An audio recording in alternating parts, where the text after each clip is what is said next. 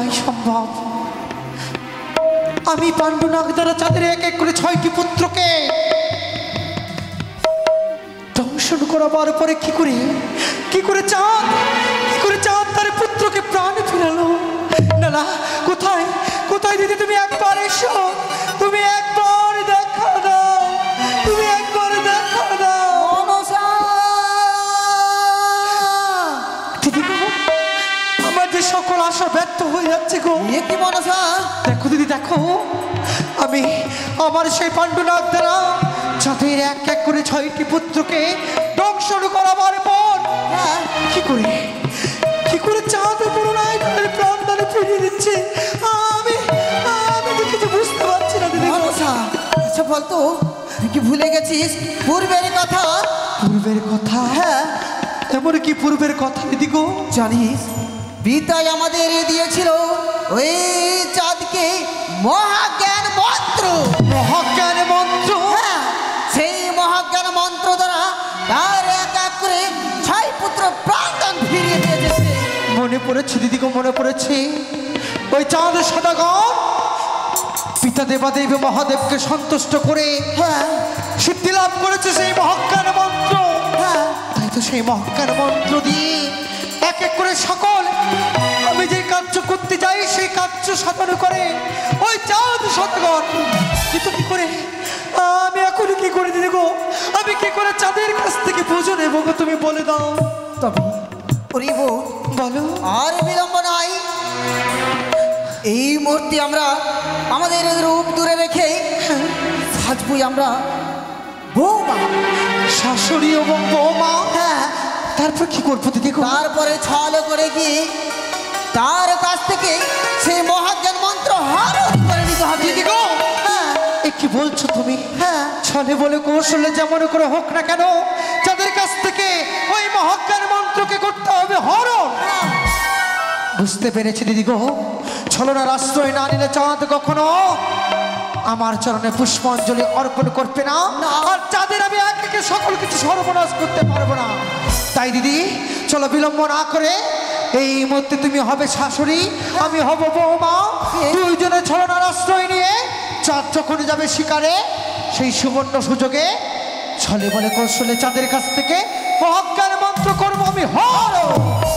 চলো দিদি গো, এই মুহূর্তে ছুড়ে যায় আমরা মত্ত ভুবনে।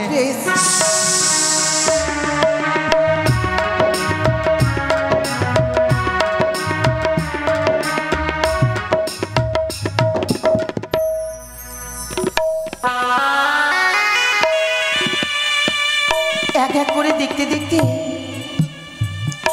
আমার 6টি পুত্র অনেক বড় হয়ে গেছে গো মন্ত্রী মশাই। রানীমা, আপনি কি যেন ভাবছেন একা একা? একা ভাবছি শুধু আমার 6টি পুত্রের কথা, যেভাবে আজ ওই বেনে মনসার সঙ্গে বিবাদ সৃষ্টি করেছে, তার আগে আমার 6টি পুত্রকে দংশন করেছিল। আজ যদি তিনার কাছে মহাজ্ঞান মন্ত্র না থাকতো তাহলে তো আমি মা ডাকে সারা জীবনের মতো বঞ্চিত হয়ে যেতাম। আর নয় রানীমা, চোখের জল এবার মুছে ফেলুন। আমাদের মহারাজের কাছে যখন মহাজ্ঞান মন্ত্র রয়েছে, ভয়ের তো কোনো কারণ নেই রানীমা। দুর্গা দুর্গা, সেই মহাজ্ঞান মন্ত্র যেন সারাটা জীবন তিনার কাছেই থাকে। শিব শম্ভো, শিব শম্ভো, জয় শিব শম্ভো।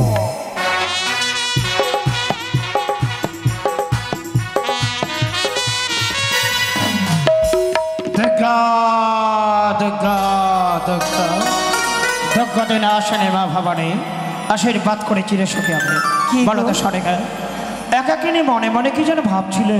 আমি আমার সন্তানদের কথাই ভাবছিলাম। তাই বুঝি? হ্যাঁ গো মন্ত্রীমশাই। হ্যাঁ মহারাজ। অনুমান সত্য? হ্যাঁ। তবে শোনো, আমার মনের বাসনা, আজ আমার সন্তান শ্রীধরের জন্মোৎসব। হ্যাঁ, তাই মনে মনে স্থির করেছি আমি যাব গভীর অরণ্যে, গভীর অরণ্যে মৃগ শিকারে।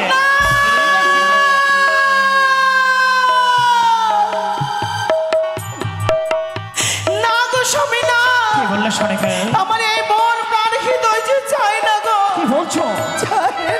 সনেকা নয়ন জলে মুছে ফেলো, তুমি আমার শেষ ইচ্ছে পূর্ণ করতে দাও। ও গো যেও না, যেও না,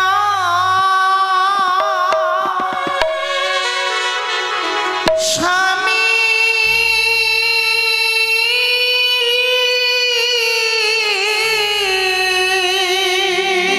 সনেকা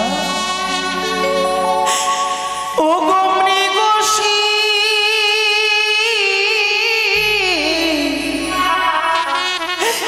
কারে গো যেন মন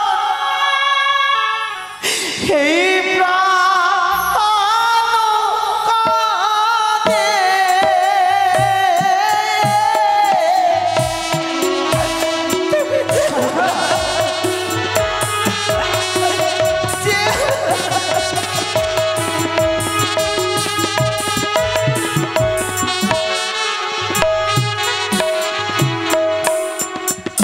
স্বামী গো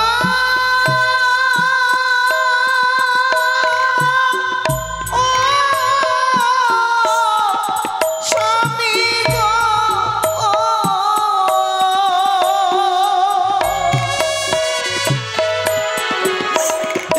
মঙ্গল দেখি আমি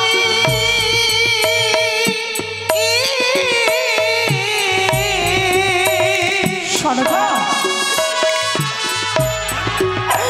ওইটা এটা রাস্তা সাদে গো ভয়ে প্রাণে মন কি বলছো সনেকা?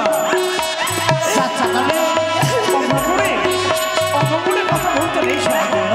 স্বামী গো যেও না গো, তুমি যেও না। কি বলছো সনেকা?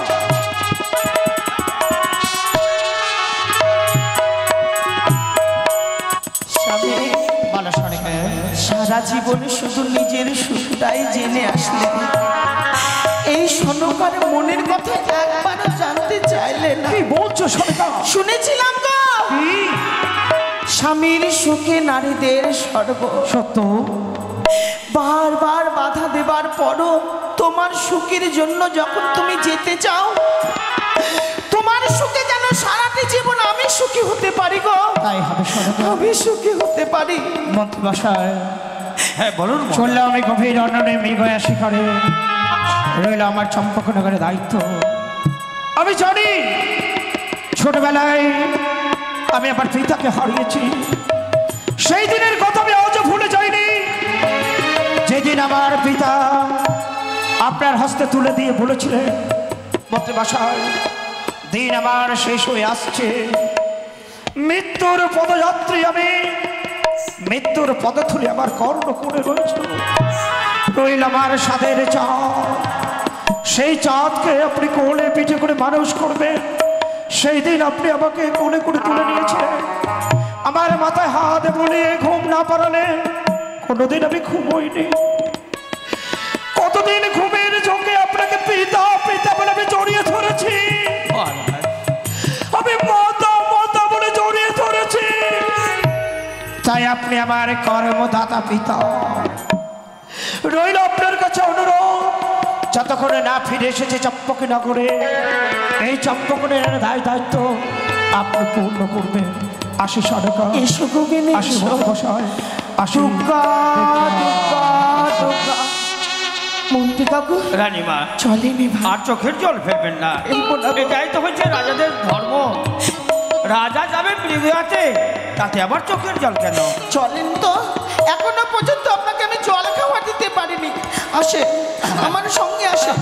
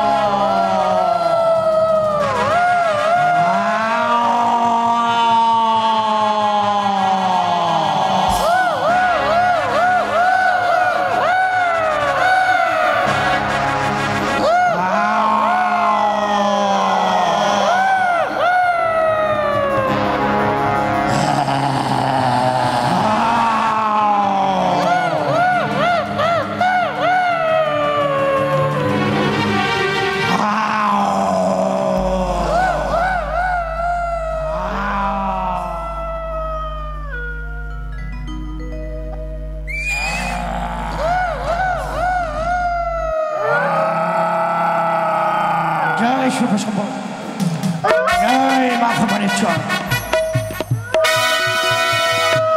দিদি গো, ও দিদি, বলো, এই বলো, ওই দেখো দেখো দেখো, ও দূরে দেখো, ওই চাঁদ যেন শিকারে মত্ত হয়ে রয়েছে। হয়তো চলো চলো চলো, আর ওই বিলম্ব তো না দেখতে করে। পাই অদূরে যেন একটা মৃগয়া জল পান করছে। আর বিলম্ব নয়, এই মুহূর্তে ওই মৃগয়ার পিছনে আমি এগিয়ে যাব। কোথায় পালিয়ে যাবে মৃগয়া? দিদি দিদি দেখো দেখো, ওই দেখো দেখো, চাঁদ সদা করছে না, আমাদের দিকে এগিয়ে আসে। চলো আমরা দুইজনে বসে বসে কান্না করি। এসো। ও বাবা, তুমি কেন আমায় ছেড়ে চলে গেলে গো? ও গো বাবা, আমাকে কে ডাকবে? হয়তো কি বল? ওই তো মৃগয়া জল পান করছে। এ আমার সুবর্ণ সুযোগ। এই সুযোগে আমি তাকে সপ্তবেদীবান নিক্ষেপ করব।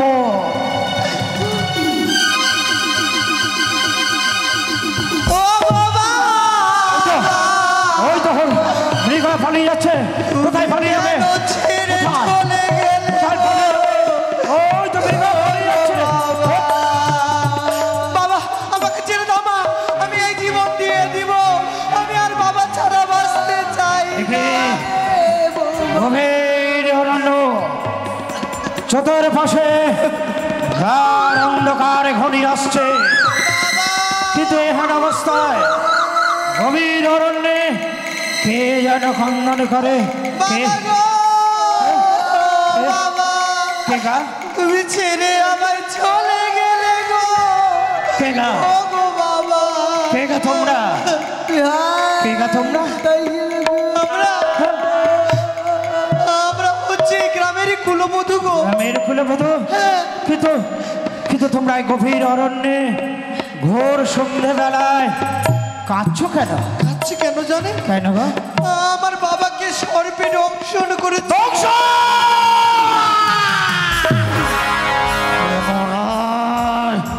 পুনরায় চক্রিকানে আনা হেঁটেছে চম্পকী নগরের রাজপ্রাসাদের অন্তরপুরে।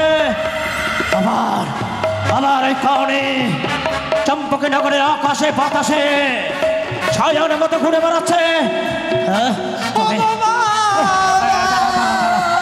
আচ্ছা শোনো শোনো শোনো, আচ্ছা বলো তো তোমাদের কুটির কোথায়? এই তো এই জঙ্গলটা পার হলেই হ্যাঁ। সামনে আমার বাড়ি। এতক্ষণ হয়তো শ্মশানে নিয়ে চলে যা। গেল নয়নে জলে মুছে ফেলো। আমি কথা দিচ্ছি বাবা। তোমার পিতাকে আমি বাঁচিয়ে দেবো। হ্যাঁ আমি বাঁচিয়ে দেবো। কি বললেন? হ্যাঁ, এদিকে আমার বাবা মরেছে, আপনি আমার সঙ্গে মস্করা করছেন? তার মানে আপনি কি করে আমার বাবাকে ভালো হ্যাঁ, করে? আমি বাঁচিয়ে দেবো।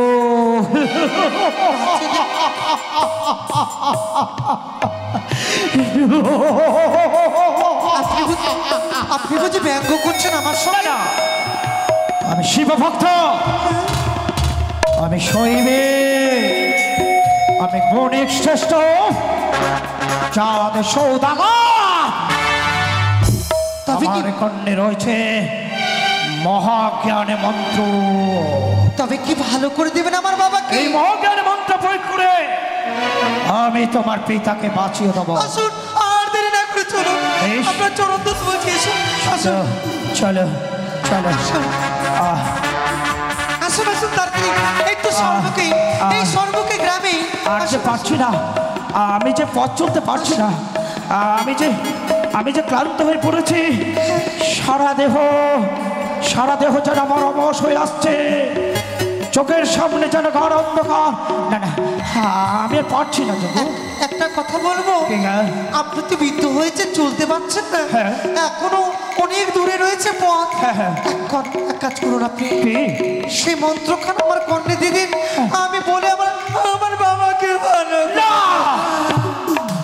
মহাজ্ঞান মন্ত্র আমি অন্য কারো কর্ণে করে দেবো না। চলো আমি চেষ্টা করছি, আমি যাবো তোমার সঙ্গে। চলো চলো, এগিয়ে চলো, এগিয়ে চলো। অসহ্য অসহ্য যন্ত্রণা, আমার আমার পায়ে যেন কিসের আঘাত লাগলো। আমি যে আর পথ চলতে পারছি না গো, আমি যে আর পথ চলতে পারছি না। ও বাবা মশাই, আমার মন কি বলছে জানেন? ঠিক আছে, আপনি আমার সঙ্গে ছলনা করছেন। না নয়, পারবেন না আপনি আমার বাবাকে বাঁচাতে? আপনি আমার বাড়ি যেতে পারবেন না? কি করে আমার পিতাকে বাঁচাবেন? তোমার পিতাকে নিয়ে আসতে পারবে? আমি নারী হয়ে কি করে আমার পিতাকে এত দূরের পথ নিয়ে আসবো? আমি আমি কি করি? আরেকটু পথ চলুন, আরেকটু পথ চলুন। আমি যে আর পথ চলতে পারছি না গো, আমি যে আর পথ চলতে পারছি না। তবে তবে কি মহাজ্ঞান মন্ত্র? তবে তবে দিন না, আপনি বৃদ্ধ হয়ে গেছেন, আপনি যেতে পারবেন না এতটা পথ। সেই মন্ত্রটা আপনি যদি আমার কর্ণে দেন, হয়তো আমার পিতার আমি প্রাণ রক্ষা করতে পারবো। আপনার চরণ ধরে ঠিক বলছি। বলেছ। আজ যদি মহাজ্ঞান মন্ত্র তোমার কর্ণ করে না দে, তোমার পিতা মারা যাবে, আর সেই পাপের ফল আমাকে ভোগ করতে হবে। আপনি নাকি শিব পূজারী? আমি শিব পূজারী। আপনি মানুষের উপকার করার জন্য এই মহাজ্ঞান মন্ত্র পেয়েছেন? হ্যাঁ পেয়েছি। তবে চল দেন না, সেই মন্ত্রখানা যদি দেন আমার পিতার প্রাণটা হয়তো রক্ষা হবে। তবে এসো, আমি মহাজ্ঞান মন্ত্র আমি তোমার কর্ণ করে দেবো। আমি তোমার একে কেন কেন নয়নটা কেঁপে উঠলো? অকচ্ছন মস্তকে বজ্রাঘাত করে, বিবেক যেন আমাকে কষাঘাত করে। বসুমাতা আমার চরণের কাছ থেকে সরে যায়। আমি পারবো না, আমি পারবো না। আমার বাবা ছাড়া আমার কেউ নাই। আমরা পা ধরছি, আপনি রক্ষা করুন আমার বাবাকে। তাহলে এসো, আমি আমি তোমার কর্ণ করে মহাজ্ঞান মন্ত্র দেব। আমি তোমার চোখের জল আমি সহ্য করতে পারি না, তাই অশোকে যত ঘোর বিপদ, অশোকে যত জ্বর ঝঞ্ঝা, সব কিছু বুকের মাঝে চেপে রেখে আমার গুরুদেবের প্রদত্ত মহাপবিত্র মহাজ্ঞান মন্ত্র আমি তোমার কর্ণ করে দেবো।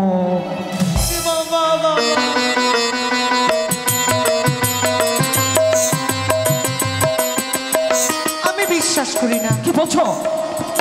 এই মন্ত্র থেকে আমার বাবা ভালো হয়ে যাবে? হ্যাঁ হবে। আমি বিশ্বাস করি না। ও বিশ্বাস করো না? না। কি করলে বিশ্বাস করবে? এই মুহূর্তে আপনি একটি মাছিকে মারবেন, সেই মাছির আমি প্রাণদান দেব। ও যদি সেই মাছি প্রাণদান পেয়ে উড়ে যায় তবে বিশ্বাস করব হ্যাঁ।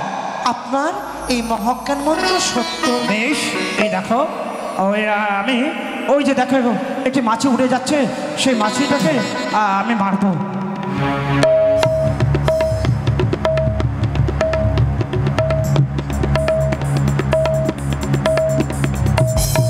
মেরেছেন? হ্যাঁ দেখো, এই দেখো মাছুটাকে আমি মেরেছি। এই মুহূর্তে আমি মন্ত্র পাঠ করছি। হ্যাঁ দেখো,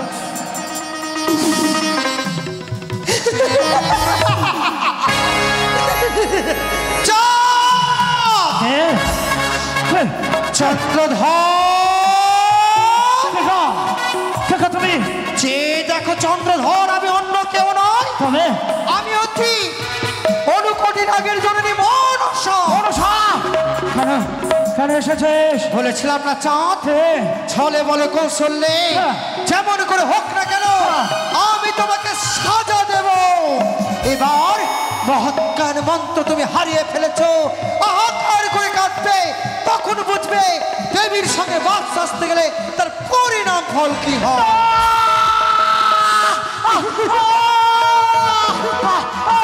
কি করে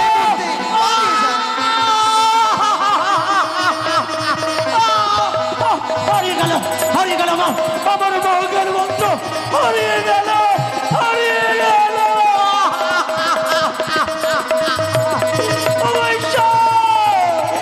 কি করলে? আমার মহাজ্ঞান মন্ত্র, আমার মহাজ্ঞান মন্ত্র হারিয়ে গেল। আমার মহাজ্ঞান মন্ত্র হারিয়ে গেল।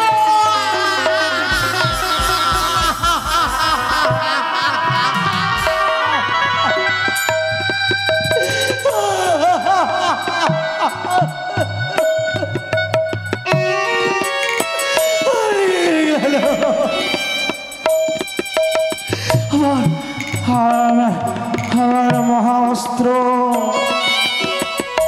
আমার মহাস্ত্র হারিয়ে গেল। কিন্তু কেন কেন আমার চোখের জল আমি মুছে ফেলবো? আমার এই মহাজ্ঞান মন্ত্র হারালো। শঙ্কপুরে রয়েছে আমার বাল্যমিত্র ওঝা ধনন্তরী। ওঝা ধনন্তরের নিকট এখন রয়েছে মহাজ্ঞান মন্ত্র। প্রয়োজনে ওই মিত্র ওঝা ধনন্তরীকে দিয়ে তো সর্প